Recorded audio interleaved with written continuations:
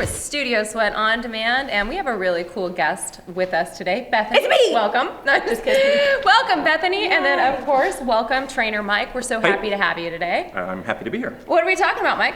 I thought we'd talk about cycling. That's kind of interesting. But I want to start with the concept of something called counterintuitiveness. Okay. This is when the things you think are true aren't necessarily true, and when things that don't make sense really are true. For example, hot water freezes faster than cold water. That seems counterintuitive. Absolutely. It's true. That's it's because of the expansion of the molecules, the space between the loss of heat. So I want to talk about that. Wake up, Bethany. Oh, science, sorry. Talk about Drink your coffee. Relative to cycling, and I want to do two things. It's a good analogy, though. Yeah, I think it is. Yeah. It is. Yeah, so we want to talk about the differences between indoor riding and outdoor riding. Some of you only ride indoors, and that's great. Some of you do both. I imagine those of you that only ride outdoors aren't watching this. True. That's true. That's true. So I want to talk about what you gain and what you lose. So let's talk about the pluses on indoor riding. First of all, the benefit of indoor riding to start with is you notice they don't wear helmets. That's a good thing. And we can drink so coffee lovely curls. on our bike. Although we've had some people that we wished would wear a helmet. There are some. There are some beginners. That's true. That's true. Early riders. Yeah. The second thing is what's great about indoor riding is you design the road. You True. basically Yes. build the road. You decide true. where the climbs are, you decide where the hills, where the descents, where the flat roads are, Us which is as great. trainers. Yeah, we as Yeah. trainers, we build the Yeah. road according to what we want That's the class right. to do. So We that's a build good the thing. road. The third thing that's really good is that you get the opportunity to generate a lot more torque in here without worrying about body position. Because when you're outdoors, you really have to pay attention to your body position when you're really trying to generate speed. But in here, you get to be more relaxed. Because you're not worrying about traffic, you're not worrying about ruts in the road, glass in the road. Totally. You're much more relaxed in your upper body, which means you can focus more on your legs. That's the great thing about indoor riding. When I'm outdoors, I'm not really worried as much about my legs. I'm thinking about my surrounding area. Environment. Exactly, my surrounding area, what I'm trying to accomplish. Another good thing about indoor riding is it allows you to determine when your fatigue moment is. I decide when I can gear down. Right. Like if I'm The climbing, road doesn't dictate it. exactly. Yeah. Like Yeah. if I'm climbing up Palomar Mountain, which is in California, there's a very steep mountain that goes quite a wide, good grade, good climb. I can't decide halfway up that, oh, that's enough. I'm done. Exactly. I'm going to eject. Exactly. Eject. I could turn around, I could turn around and come back down. That's true. But I can't just stop the mountain from being there, but in Right. here you can. So True. you get to determine what you do. Now the good thing about indoor riding is you get to determine when you're going to do your moments of exertion. So in a typical class, Kat, let's say you'll use 12 songs maybe? 10 to 12 songs. Yeah. So in 12 songs, I'm going to say for myself in 12 songs, I may push really, really hard on 4 to 6 of those. And the other 4 to 6, I'm going to do what I call moderate riding. I'm going to ride hard, but Yeah, I'm not going that's to what I kill do too. myself. And I determine when I want to do that. I And want to be your that's height. There we go. okay. No, you don't. No, No, she's that's pretty true. short. That's true. She's 5 nothing on a good day. Really? You hit 5? Yeah. Oh. Anyway, sorry. So Wow. that's a good You're- thing. Let's now talk about a few things about outdoor riding, okay? Okay. One of the things you don't get when you're indoors is you don't get to do what we call mount control. You don't get to control your ride. You don't get to learn your balance, how to corner, how to take sweeping turns, sharp turns. You don't get to learn the nuances. So you got to be careful if you're transitioning from only indoor riding to going outdoors, that the balance is tremendously different. You So need to different. learn. It's, When we do the tri trainings, I usually tell the people, be careful because the bike outside, it moves. It will Right. tip. And Yeah. wherever you kind of look, Exactly. anticipate that's going to be where you're going. I remember one time I was on an outdoor ride and my watch came undone. And I went, Oh, I'm just gonna. fix that. There And I you was go. like, Yeah. almost about to eat pavement. Yeah. And so, I mean, just remember that. Where you look and is where you're going to go. Yeah, that's a great point. And Yeah. a really good analogy compared to that are people that train for triathlons and things like that. Swimming. This is what they do. They get in a pool and they swim.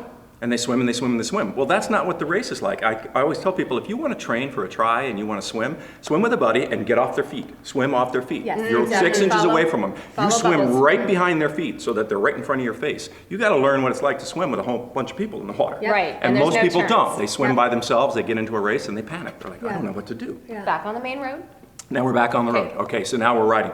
Here's the one benefit of outdoor riding compared to indoor riding.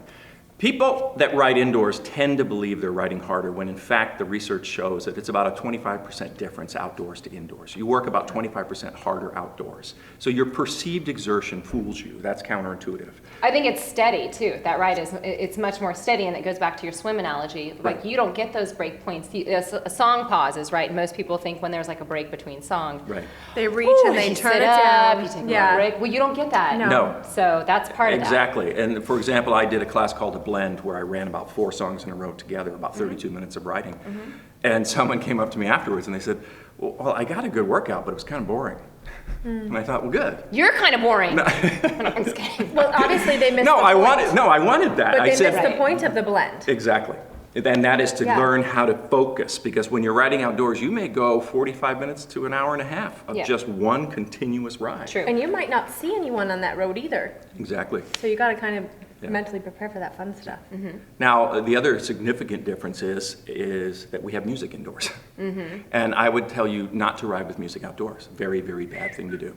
I know a lot of people do. They want to I'm hear their amazed- headphones because I'm they don't amazed want to when be I see bored. that. But I'm telling you, your senses need to be fully focused on Yeah. your surrounding when you're riding I do outdoors. it mountain biking, so it's a little different. That's When I different. road ride, I do not. So Right. I'm gonna give Right. give, So when give me that a break. mountain lion comes up from behind you, you're like, You know what? I'm in I'm a happy. good, happy place. Yeah, he can because just I'm happy. eat me up, and it's fine. Exactly. No, and even mountain biking though, I only do one earbud. So those of you that have ridden with me mountain biking, you know that one earbud only. That way I can still hear things that are around me. I'm not suggesting it. I'm just saying what I do. Another difference, outdoors I use my aero bars. Indoors, they tell you basically not to do that. So in outdoors, aero bars meaning tuck position. I get into a tuck and I ride. Okay, why? Why do I do that or why do we not? Why don't you do that indoors and you do? It's it because, outdoors? generally speaking, on an outdoor bike, it's measured specifically for your body. When you get a good Yeah. ride, Yes. a good Yeah. rig, it's measured specifically. So Yeah. the distance from my elbow to my knee is measured out, from my lower back to my top of my crown is measured out. Distance of my pedals is measured out. Yeah. So it's a natural, relaxed position. In here, because the bikes are slightly different, you don't get that personalized adjustment. Right. You tend to overreach, you tend to overstrain, or you tuck too low. The other thing is, I don't mind if people occasionally want to do that, but what I caution you against is that when they do that, they tend to bend from here, right The here. rib cage. Yeah, Yeah. exactly. That's where Instead their of their tuck hip is. line. Instead Yeah. of from the hip line, which then allows me to expand my chest and then drop my shoulders. Yes. So even though my shoulders would drop, my chest is expanded. One of my favorite cues. Yeah, Bend from the waistline, not the rib cage. exactly. And let your shoulder, even though, because we always hear in spinning, and this goes back to body position on your bike, you always hear shoulder blades back and down. Oh, no.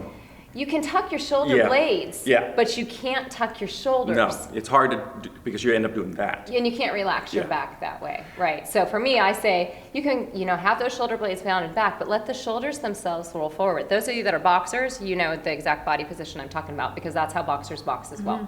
So shoulder blades, you're still standing tall, but you let the shoulders relax forward, keeping that upper body loose. Loose, Back and to that's the you. key. Yeah, okay, and so the last thing is one of the things that I see that I really caution against indoors is because you don't have to pay attention to your surroundings, you tend to not pay attention to your form, to your body position. As much. So here's what I see. I see people when they're climbing indoors, drop their head. Just drop their head straight down. Heavy head. Heavy head, way down, just because they really I'll want see to. that- I'll They really see that want to here. push. And I think you can't do that outdoors, okay? You're always at an 8 to 12 point angle. I'm looking 8 feet to 12 feet ahead of me at the least when I'm riding outdoors, because I can't just drop my head. Unless it's a steep hill. Well, yeah, Yeah. but that's still proportional, right? True. Okay, so that's what you want to pay attention to, that even if you're climbing, imagine you're outdoors. That keeps your upper body, your head and neck in proper alignment, lets you relax your shoulders. And Neutral spine, let's technical term this stuff. yeah, let's do that. Neutral okay. spine would be good. Good, good, good. All right, so what else? So how do I transition? What do I want to do? Here's what I would expect from you. I want you to understand that when you're indoors, you tend to want to get up out of the saddle to get a better workout. In reality, when you're outdoors, I get up out of the saddle because it's easier. Okay? I don't want to work my legs that hard. So when I get out of the saddle, my heart rate may go up, but my legs are actually recovering. Right. I'm using my body weight. 40% more power is the number that I've been told research Exactly. has showed when you're standing versus sitting. You got You're 40%. 40% stronger. Yes. You are, absolutely. So be aware that just because your heart rate is going up, you're not necessarily doing great things for your legs. What you want to try to do is find out what your seated maximum is, and then ratchet it back down about 90% of that and work on that. Work on being in the saddle and climbing. That's where you're Personally, gonna get it. for me, there's no question that in the saddle with heavier loads is much more challenging than standing Yeah. on that same load. Sorry, there was a fly. Oh, I Yeah, thought we were sorry. done. You were waving goodbye. We're done. This filming is over. So I have done some rides where they actually attach a heart rate monitor and they show it up on a screen and I see where my heart rate is. So for example, I'll be maximum seated ride. My heart rate will be about 88 to 90% of maximum. When I come up out of the saddle, my heart rate actually drops.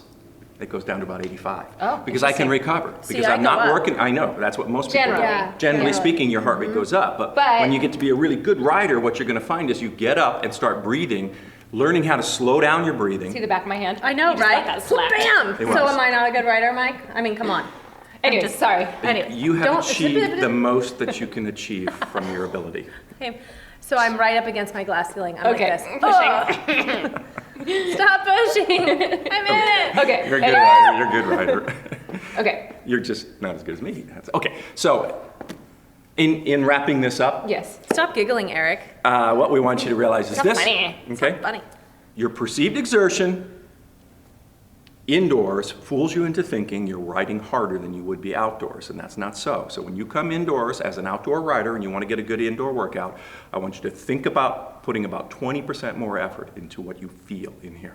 I like it. That makes a lot Totally. of sense. When you get back outdoors and ride, you're going to be amazed at how great it feels. It's almost effortless. It feels You know, awesome. it's funny because I agree with that because every once in a while I'll go hop on my bike Yeah. and I'm like, man, my heart is beating. I'm like sucking Right. air. Well, what's the biggest difference is you're not Is this. bringing you. Well, yeah, and When you're it's outdoors, this. you're bringing Yeah, you. exactly. You're riding you across the Yeah. land. In here, you're not bringing And you. I can You turn my stay here. resistance off here, whereas out there, there's like built-in resistance. Like it's on your bike. There's wind, Absolutely, there's know? the road friction, and there's your body weight. That darn road You got to bring friction. that whole load with you. And it's steady and strong. You know, it's steady and strong. And here we do have more brakes. Yeah. So, but it's a lot of fun. It's awesome. So It's a I lot love of it. fun. I love And staying. I will tell you that I became a much stronger mountain biker. I don't do a lot of road biking, only for triathlons, but I became a much stronger mountain biker after I started spinning. Yeah. Because I was a mountain biker before I ever took a spin class, and it's amazing how I kind of wiped the floor with the guys around me after I started spinning more.